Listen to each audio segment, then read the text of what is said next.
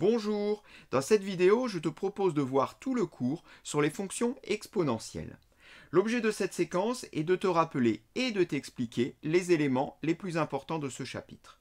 Plus précisément, on verra comment est définie la fonction exponentielle, ses propriétés, on introduira le nombre e qui est lié à une autre notation de la fonction exponentielle, on verra les croissances comparées et enfin la fonction e de u. Pour préparer un contrôle ou même un examen, il te faudra également t'entraîner sur des exercices et là je te conseille de cliquer sur le lien qui te mènera vers d'autres vidéos proposant de nombreux exercices sur les exponentielles. C'est parti, on peut commencer.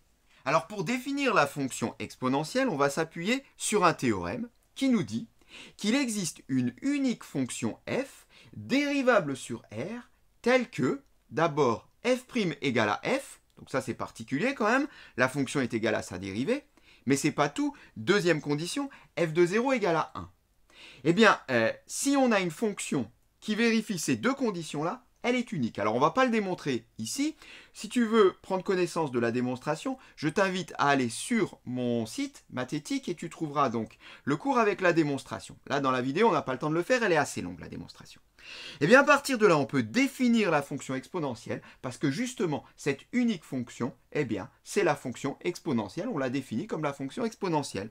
Et à partir de là, on appelle fonction exponentielle l'unique fonction f dérivable sur r telle que f' égale à f et f de 0 égale à 1.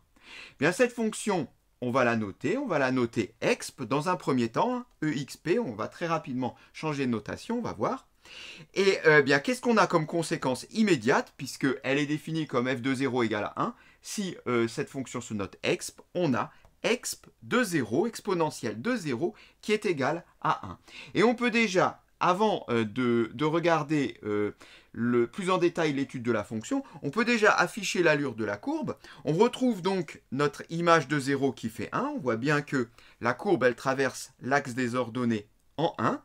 Et on peut déjà dire que cette fonction est croissante, est strictement croissante. C'est ça qui définit la notion d'exponentielle. Quand on parle de croissance exponentielle, on parle bien de croissance, mais c'est pas tout. L'idée d'exponentielle, ça veut dire que ça croît très rapidement.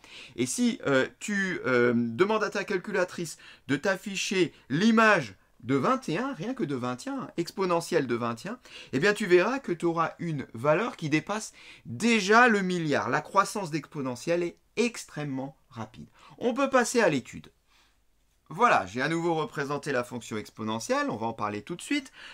On commence par la notion de dérivabilité. Alors là, on l'a dit tout à l'heure, la fonction exponentielle est définie comme une fonction dérivable sur r. Autrement dit, elle va être continue et dérivable sur r, et on a dit qu'elle est définie comme une fonction dont sa dérivée lui est égale. Du coup, la dérivée d'exponentielle x, c'est exponentielle x. Voilà une dérivée plutôt simple à retenir. Attention, on verra en fin de séquence, ceci n'est pas vrai si à la place de x, je mets une fonction u par exemple. Variation, la fonction exponentielle est une fonction qui est strictement croissante sur r. On l'a vu tout à l'heure. Au niveau de ses limites, en moins l'infini, la limite est 0, ce qui veut dire que ici, j'ai une asymptote d'équation y égale à 0. La courbe se rapproche de plus en plus de l'axe des abscisses, pourvu qu'on prenne des valeurs de x qui tendent vers moins l'infini. En plus l'infini, la limite est plus l'infini. On peut le lire. Attention, il n'y a pas d'asymptote verticale ici. On a envie de croire ici qu'il y a une asymptote verticale car la fonction exponentielle croît tellement vite qu'on pourrait penser qu'elle se trouve ici bloquée par une droite. Ceci n'est pas vrai. On peut trouver des valeurs de x aussi éloignées qu'on veut ici vers des x qui deviennent de plus en plus grands. Donc non, ici, je n'ai pas d'asymptote. Et voilà donc le tableau de variation. Fonction croissante, en moins l'infini, 0, en plus l'infini, plus l'infini. Alors, au niveau des propriétés, on va commencer par ce qui s'appelle la relation fonctionnelle. C'est une propriété qui permet de transformer une somme en un produit. On verra un peu plus tard lorsqu'on traitera la fonction logarithme qui, elle, permet de faire le contraire, permet de transformer un produit en somme. Et là, ce passage-là de produit en somme trouve de vraies applications dans le calcul.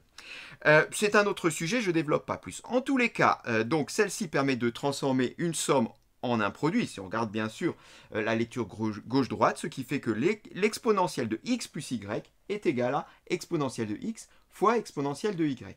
On va voir que tout ça, c'est tout à fait lié aux formules qu'on connaît déjà sur les puissances. On y revient dans la suite de cette séquence. D'autres propriétés, bien, je te laisse les regarder. Exponentielle de moins x est égal à 1 sur exponentielle de x, etc. Toutes ces propriétés, je ne développe pas plus, puisque là également, on va les voir dans la nouvelle notation qu'on aura avec les puissances. On peut passer à notre nombre e. Alors, le nombre e, voilà un nombre qui a passionné les mathématiciens, et un en particulier, c'est le mathématicien suisse Leonhard Euler. Alors qu'est-ce que c'est que ce nombre e? Bien, au départ, on peut le définir tout simplement comme l'image de 1 par la fonction exponentielle. Exp de 1 égale à e. Pourquoi pas? Donc finalement, le nombre e, c'est quoi? C'est l'exponentielle de 1. Et si on saisit sur la calculatrice exponentielle de 1, eh bien on va trouver un nombre qui s'affiche, qui est en réalité une valeur approchée. En général, on garde 2,718, c'est la valeur approchée la plus connue, mais on voit que ça se poursuit avec 28, 18, 28, etc. Et oui, car le nombre e, comme le nombre pi, est un nombre irrationnel, c'est-à-dire que toutes ces décimales se suivent sans suite logique. Il n'y a pas de répétition, comme c'est le cas par exemple pour les nombres rationnels. Eh bien, à partir de ce nombre e, on va pouvoir donner une nouvelle notation pour notre fonction exponentielle. Et pour cela, eh bien, on va la démontrer, on va la comprendre, cette notation. On va partir donc de exponentielle de x. Exponentielle de x que je pourrais écrire comme exponentielle de x multiplié par 1. Alors, exponentielle de x multiplié par 1, je reviens donc sur les propriétés que j'ai affichées tout à l'heure. Je suis passé un peu vite dessus, mais je le répète, on va y revenir. Il y en a une qui nous intéresse particulièrement. Exponentielle nx est égale à exponentielle de x puissance n. Alors, appliquons donc cette formule. Attention, le x n'est pas dans la même position que dans la formule, donc du coup, ici, il va passer en exposant. Ça va nous donner quoi? Ça va nous donner exponentielle de 1 puissance x. Je prends donc ici le nombre qui est placé en première position et je le sors, il arrive en exposant. C'est bien ce que nous dit la formule. Mais exponentielle de 1, on a vu que exponentielle de 1, maintenant on peut le noter e. Du coup, à la place d'exponentielle de 1, je vais mettre e puissance x. Eh bien voilà, je viens là, ici, d'introduire une nouvelle notation. Finalement, exponentielle de x, la fonction exponentielle, peut se noter e de x. Mais e de x, là, qu'est-ce qui se passe là? Quand j'écris e de x, j'ai en réalité une fonction puissance de base e. Eh bien, en réalité, la fonction exponentielle est une fonction puissance de base e, e étant le nombre qu'on vient de définir à l'instant, environ égal à 2,718. Mais dans la suite du cours, en réalité, on va n'utiliser que très rarement cette notation et on va la plupart du temps utiliser celle-ci qui nous permet d'utiliser plus intuitivement toutes les propriétés qu'on va rappeler maintenant sur les fonctions puissance. Alors voilà donc toutes nos propriétés pour la fonction exponentielle. Il y a des nouveautés qui sont importantes, on va le voir. Et on retrouve dans la ligne petit c donc les propriétés que j'avais passées rapidement tout à l'heure avec exp qui là sont données donc avec la nouvelle notation. Alors je commence par la première ligne rapidement parce que c'est assez simple. E de 0 égale à 1. Bien oui, puisque exp de 0 égale à 1, forcément E de 0 égale à 1.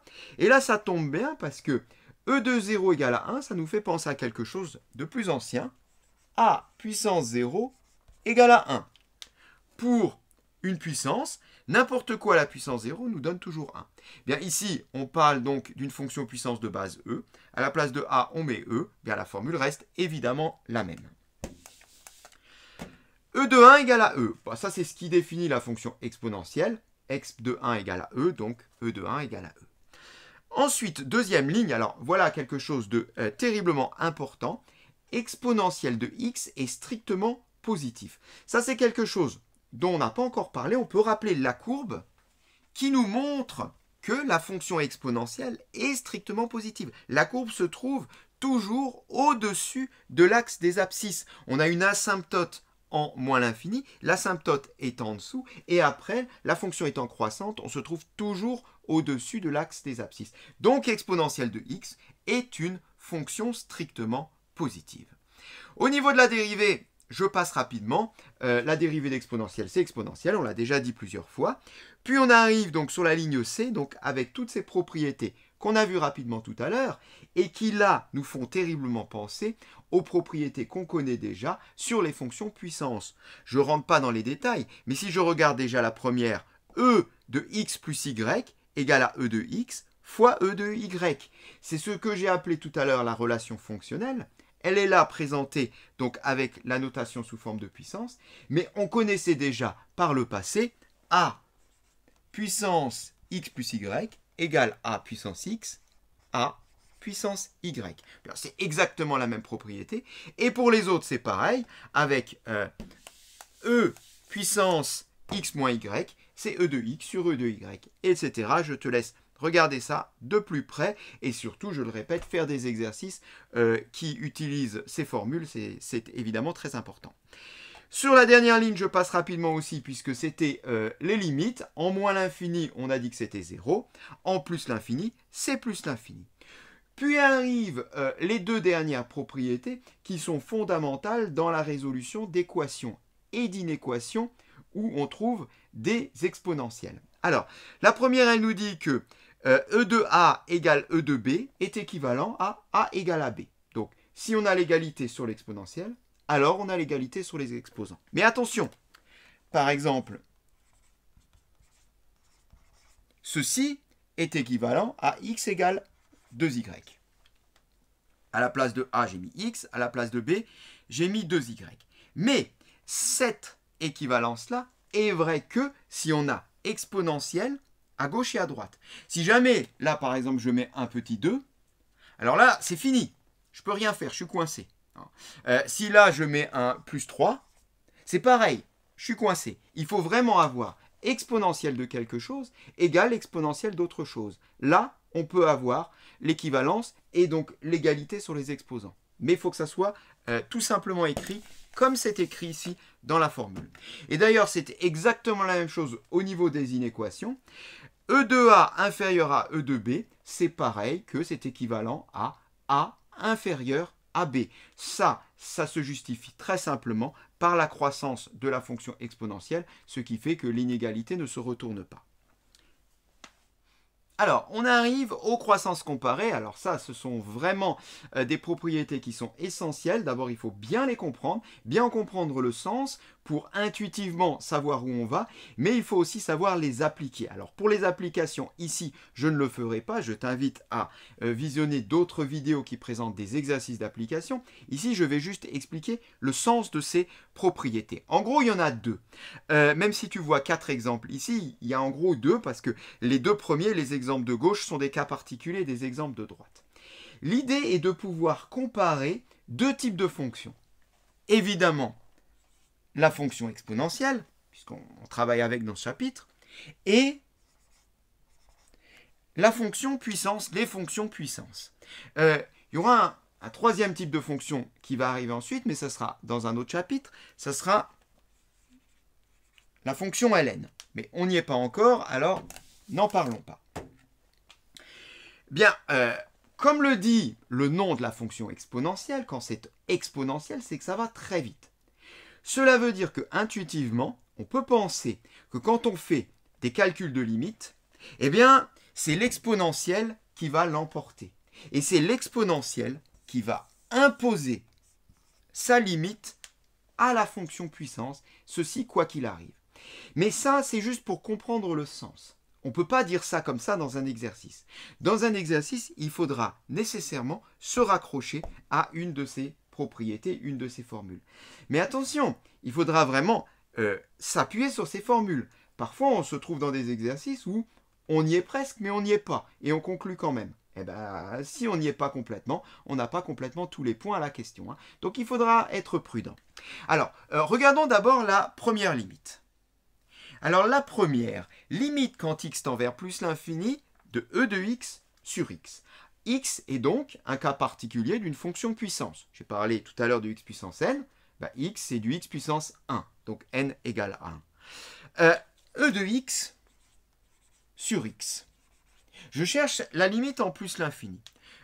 Qu'en est-il de e de x? En plus l'infini, on sait maintenant que ceci tend vers plus l'infini. Alors, c'est une notation schématique pour le brouillon, certainement pas pour une copie.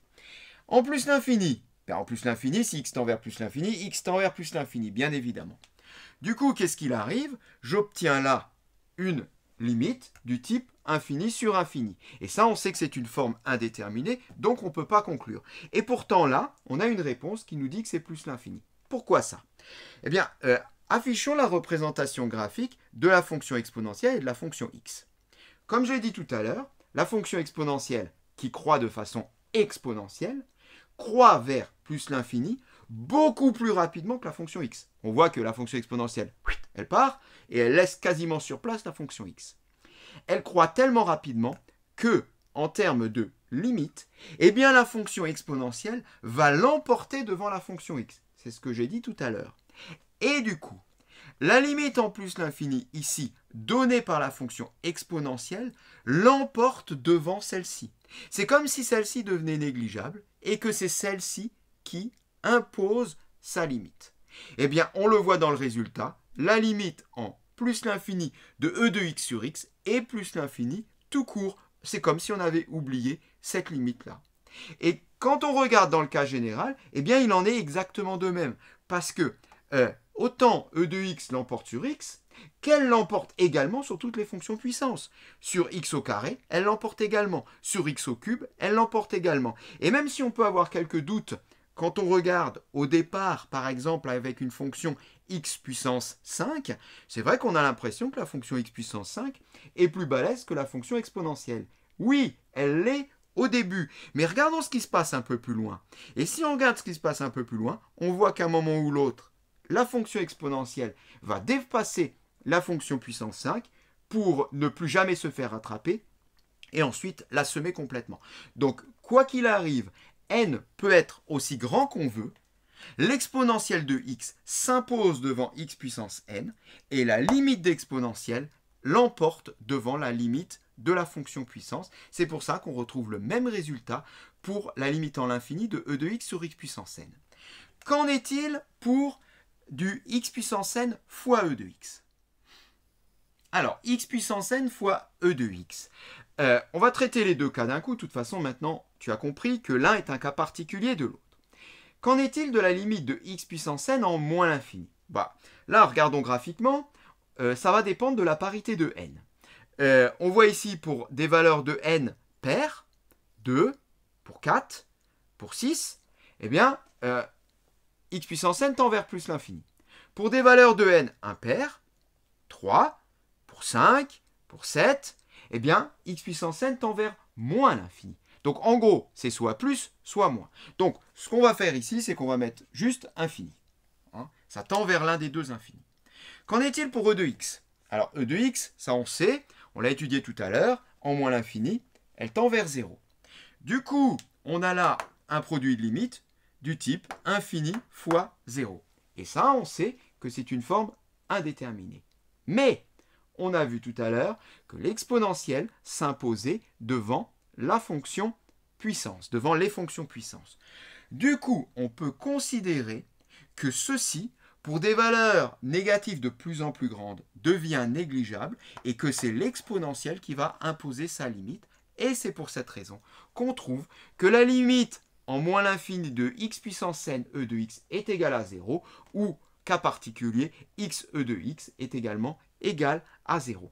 Voilà, tout ceci, il faut bien s'en souvenir. C'est assez simple à se souvenir si on se rappelle juste de l'ordre hiérarchique entre la fonction exponentielle et la fonction puissance. Et sans trahir de secret, quand tu feras le chapitre logarithme, tu verras que la fonction logarithme se situe encore avant les deux. Donc il y aura vraiment un ordre hiérarchique. D'abord la fonction ln, puis ensuite les fonctions puissance, et enfin, la plus balèze de tous, la fonction exponentielle. Vient une dernière propriété donc sur les limites. Elle sert un peu moins souvent, mais ça vaut le coup de la connaître quand même. Lorsque x tend vers 0, e puissance x moins 1 sur x tend vers 1. Voilà, et enfin, alors là ça va aller très vite pour le cours, mais ça sera beaucoup plus long pour les exercices, parce que c'est l'essentiel du travail en fait, c'est la fonction de la forme, les fonctions de la forme e de u, où u est elle-même une fonction. Au niveau des connaissances, il y a en gros une chose à savoir, c'est la dérivée de e de u. Je l'ai dit tout à l'heure, e de x a pour dérivée e de x, mais si à la place de x je mets une fonction, alors là c'est autre chose, et on le voit ici, eh bien la dérivée de la fonction e de u, où u est donc une fonction qui dépend elle-même de x, est égale à u' de x, e de u de x.